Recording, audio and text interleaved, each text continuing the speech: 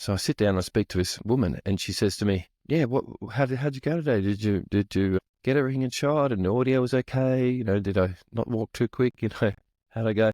I go, yeah, look, everything's fine. You're fine. You look good. You know, you sound good. Is it possible I just have a personal conversation with you? And as soon as you say it to someone goes, oh God, what's going to happen now? But she didn't, you know, this was the type of mentor that really cared about changing other people's lives. And she really, she's passionate to know about people. And I was like, okay. So I sat down.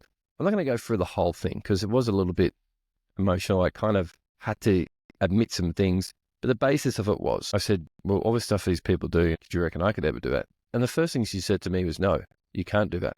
And I said, really? She says, well, you can't actually do it. If you're asking me, can you physically do it? Can you take the action, you know, to do it?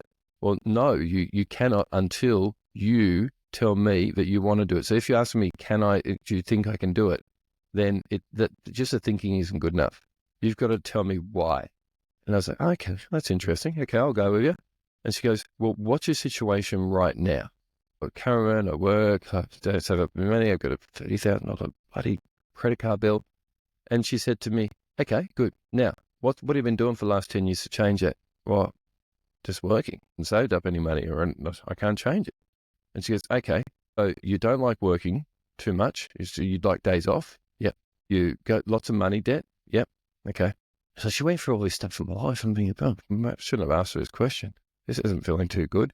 You know, when you have to do that sometimes, I feel like it's my priest or something like that. Confession, what am I going to do? Some Hail Marys after this. But anyway, that's fair enough because she had to get down to the crux of the problem for me to be able to see what was the solution going to be. So she said, well, what have you tried to change it? Oh, well, I tried this thing, tried working here and that didn't work out. And I tried buying lottery tickets, that didn't work out.